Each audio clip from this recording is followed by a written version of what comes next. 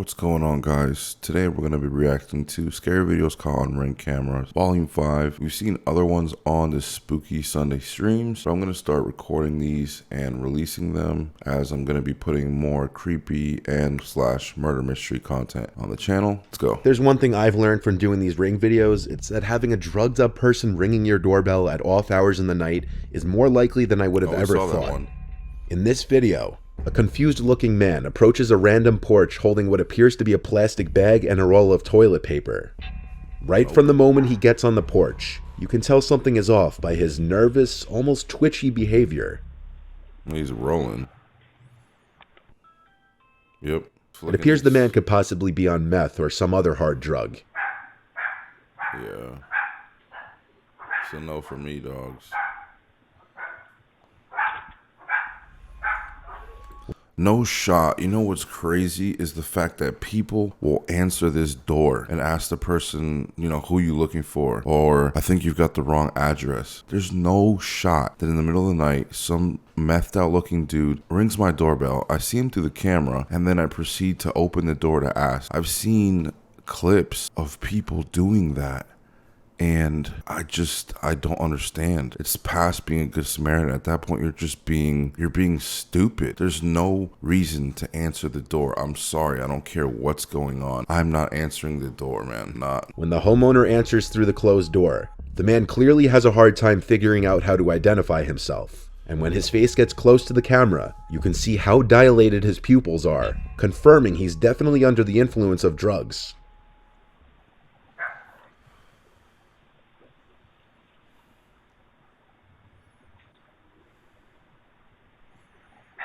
Tweaking. How can I help you? This is my name is James. When the homeowner asks who he's looking for, pay attention to the name he gives. What are you looking for? Sosa. Who? Sammy. The first name he gives is Sosa, and then Sammy. Sammy Sosa, like the baseball player. It might have been the first name he could think of while trying to come up with a fake friend he was looking for. What's your name? James. And who are you looking for? No, a friend of mine. No friend of yours lives here, buddy.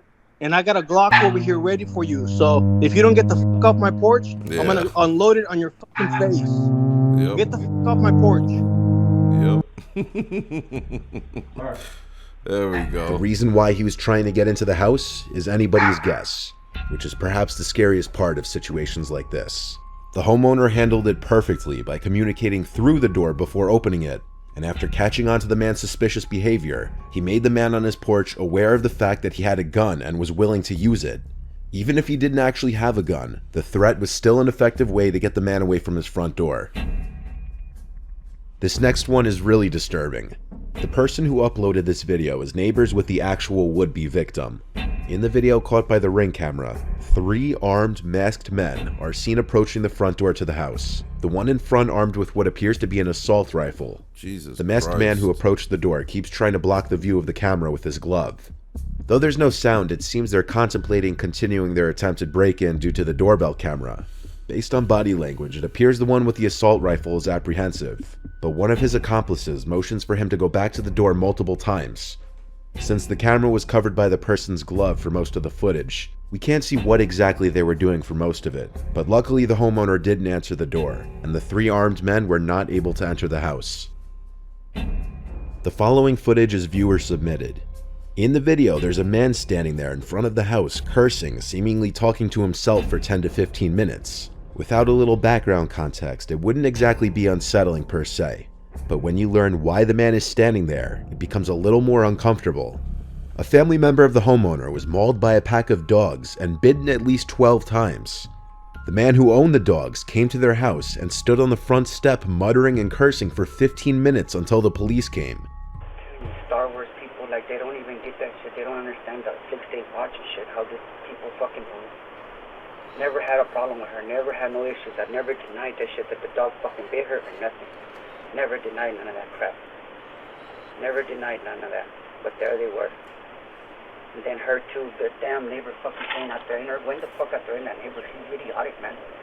And fucking white people too, like, it's dumb. It's fucking dumb. So according to this guy, you are dumb if you're white and you're walking out in the neighborhood where there might be loose dogs.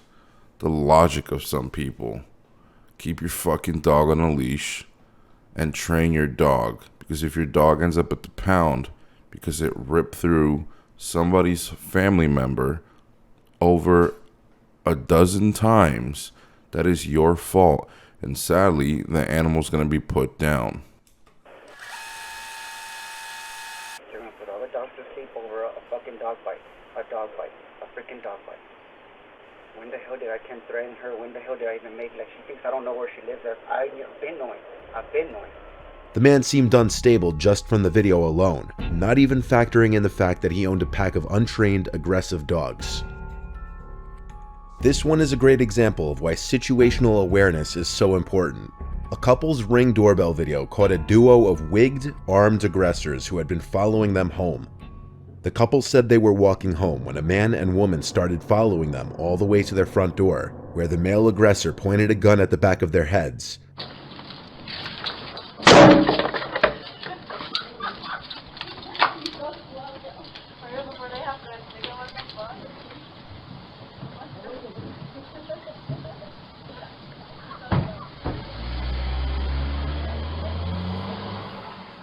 Luckily, the couple hurried in and slammed the door shut first thing, and the wigged aggressors turned and ran towards their getaway vehicle, laughing. Both trash. Both of them trash, scum, uncooperative, ungiving members of society, waste of space. Rehabilitation possible? Maybe. But in this situation, scum. Hopefully there was cameras down the street or at a stoplight. They have the make and model of the vehicle and they were caught. If you're willing to do harm to a family because, like, you're just a bum that wants to rob people, possibly they have kids inside, even if they don't have kids, just robbing people, scum, don't deserve mercy, fuck them. Minutes after the aggressors sped off, they robbed another person at gunpoint, this time successfully. Luckily, only one day after the video was released to the media, a person who recognized the male gunman turned him in and he was arrested, though his name hasn't been released to the public. If the couple had not immediately gone inside and slammed the door, who knows what may have happened.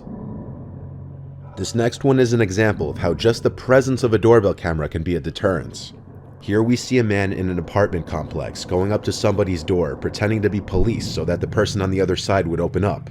Whether he knew the people who lived there or not is unknown, but obviously whatever would have happened if the door was opened wouldn't have been good.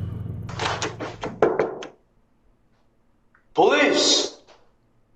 He's tweaking. I can tell when somebody's off or something. As soon as he glances over to the camera, you can see the expression on the open mouth and the thing where they can't, like, steadily move their joints around and stuff. That's a dead giveaway of somebody tweaking. Like, I've been around enough people in the past who are users and the whole, or like, just, you know, they can't, like, it's almost like they move in spasms. I mean, look at his pupils. He's clearly off of something on his face that says it all. And a couple seconds later, it's creepy because it could be your mom, it could be your sister, it could be your girlfriend, it could be, you know, a child who hears that and they have fear of authority and they don't even check the people. They just, because they don't think today's a day that I'm going to get robbed by someone pretending to be the police. And a lot of times, because, you know, you hear about these SA cases against women that happen to women, are these people who are like, oh, police. And then the victim immediately opens the door thinking, you know, I better open the door, I don't want any trouble. And then boom, it's somebody pretending to be a police officer. I mean, it happens in broad daylight. People allowing fake police officers to pull them over. And you see these clips, the footage of the person not looking like a police officer at all.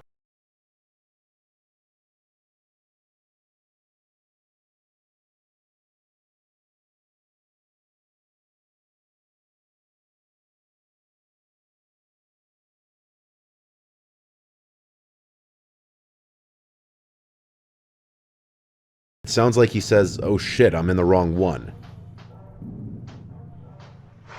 Oh shit, I'm in the wrong one.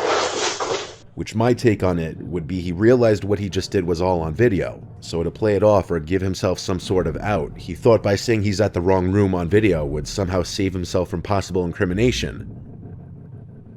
This one is really upsetting, but thankfully no one got hurt. September 14th of 2022, 2 armed masked men entered the home of an elderly couple in Virginia and ordered them into a closet where they would be forced to wait while the 2 robbers stole their valuables. Get in the crib, don't say nothing, don't say nothing. Y'all get in the closet right now. Get in the closet, I'm not fucking playing, get in the closet right now. Bums. Get in the closet, hurry up, get up. Get up, get up, get up, get up. Hurry up, get up. Hurry up, get up. But if you listen closely, you can hear the elderly woman tell the robbers that her husband had hip surgery as they were ordering him to hurry up and get up. And then the old man himself says it as he struggles to get up and make his way to the closet door. Hurry up, get up.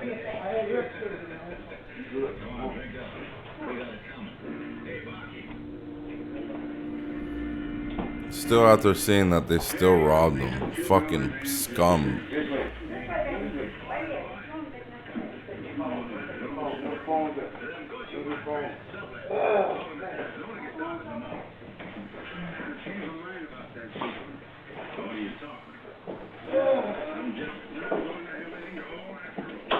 Once the couple's in the closet, the robbers soon leave as one carries out a safe while the other grabs a wallet and the couple's phones.